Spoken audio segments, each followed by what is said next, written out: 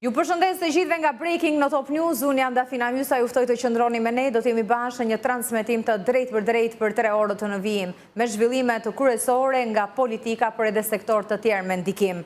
Komisioni Qendror i Zgjedhjeve ka publikuar sot tabelat përmbledhëse për 4 qarqe, sa i përket të zgjedhjeve të 11 majit, duke certifikuar kështu edhe rezultatin e këtij procesi për qarqet respektive, konkretisht Shkodër, Berat, Korçë dhe Dibër, ndërkohë që kujtojmë se më herët Kryedemokrati Berisha i kishte kërkuar Celibashit të mos certifikonte rezultatin e këtyre zgjedhjeve pa u kryer më parë një hetim, ai i cilëson si më të manipuluarat e të grabiturat në histori. E në vijim të deklaratave të tij të përditshme, sot Berisha ka publikuar edhe pamje filmike ku pretendon se një nga format e manipulimit në këto zgjedhje ka qenë edhe përmes të ashtu quajturit treni bullgar. Do diskutojmë për këtë zhvillim, do diskutojmë edhe për ecurinë e hetimeve, çfarë ka ndodhur pas mega operacionit. Një ditë më parë ne publikuam edhe të dhënat e deklaratën e Dumanit për një mega operacion, 52 urdhër arreste të lëshuara në bashkëpunim me autoritetet italiane, sa i përket linjave të trafikut të drogës, linja që kalonin përtej 2 shteteve, Shqipërisë dhe Italisë, ndërkohë që nga ana tjetër ka pasur zhvillime në SPAK e gjykatën e posaçme, konkretisht për një tjetër dosje shumë të diskutuar, Toyota Yaris, e po ashtu sot ka pasur një reagim edhe nga ambasada amerikane në Tiranë.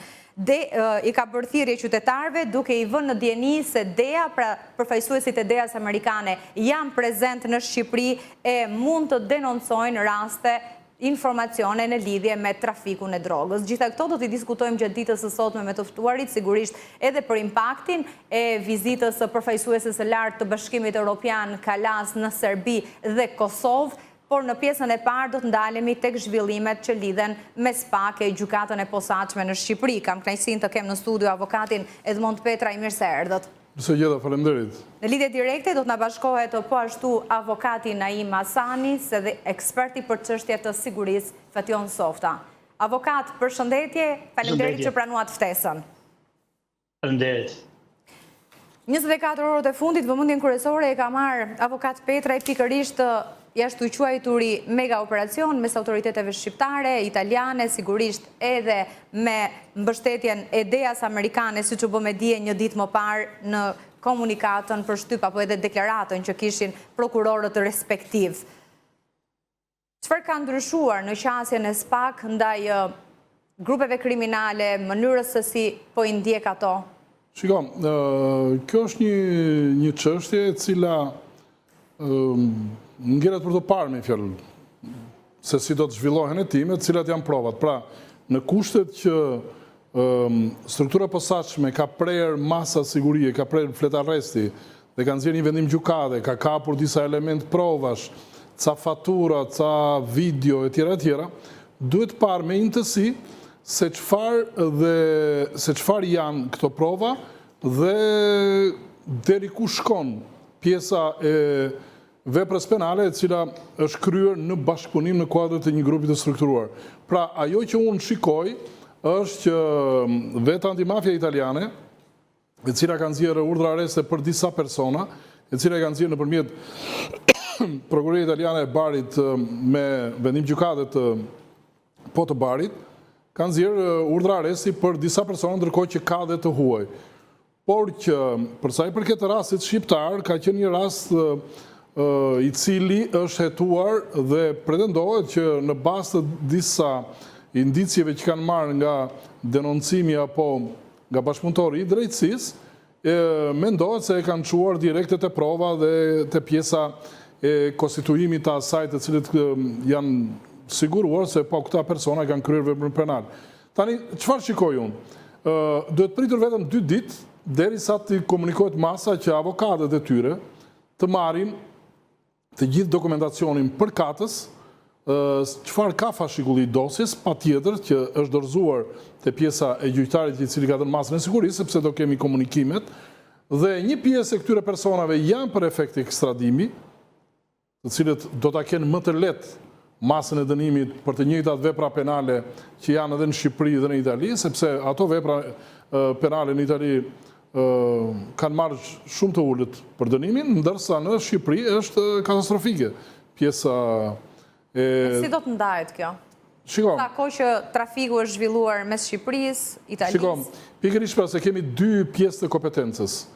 Kemi pjesën e kompetencës mes disa personave të cilët kanë nxjerrë urdhra areste gjykata e Barit, prokuroria dhe gjykata e Barit, ata persona legjitimoni që të shkojnë direkte në pjesën e kompetencës territoriale që ka Italia.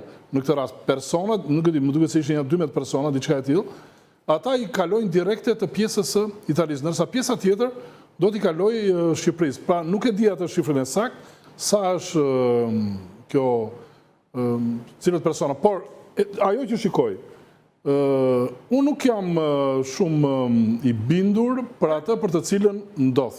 Ne kemi qenë në studio po të ky televizion, kur para 2 vjetësh është bërë një arrestim spektakolar, i jashtëzakonshëm, me shumë bujë, është pjesa e arrestimit të Elsalilës, të ndalimit të Elsalilës, nga pjesa e italianëve. Pra, kemi të njëjtën skem, antimafia, prokuroria dhe është dhënë një mas sigurie. Në fund, çfarë rezultoi? Dori pafajshme. Pra keni pushime? Shiko, ajo që të cilën nuk besoj është që në përgjithësi të gjithë personat të cilët dyshohen të dosja e mbledhur, të provat, të përgjimet, e tjera tjera. Duket një peshë të rëndësishme kanë skriptet e Sky dhe Enkro. Nuk merren për bazë ato tani gjasme lidhen. Janë po ashtu dëshmitë të penduarit Nuredin Dumani. Shiko, një i penduar tani që thot këto gjëra, tani të paktën unë shikoj një shifra parash, të cilat janë 10, 20, pak 100 që shikoj, nuk shikoj në shifër maramëndse.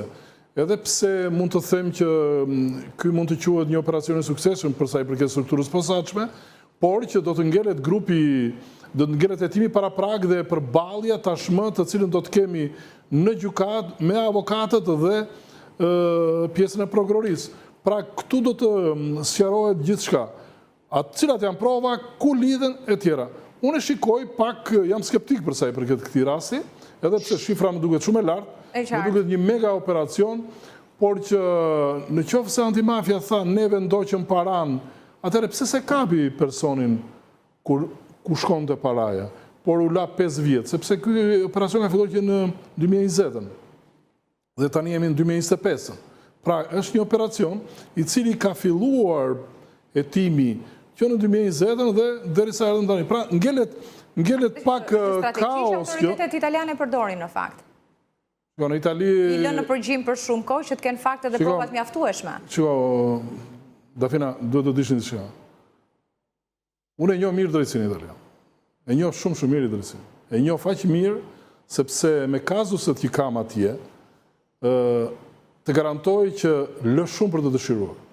Ata janë shumë nacionalista përsa i përket, janë racista përsa i përket pjesës personazheve shqiptar, të shkathëve shqiptar, të cilët i trajtojnë dhe i hetojnë dhe gjykojnë pa përkthys, që personi nuk merr vesh asgjë se ç'a bëhet. Do të në Greqi kjo kryesisht, apo edhe në Greqi edhe në Itali. Jo, kjo është e përgjithshme. Lore çfarë thon dhe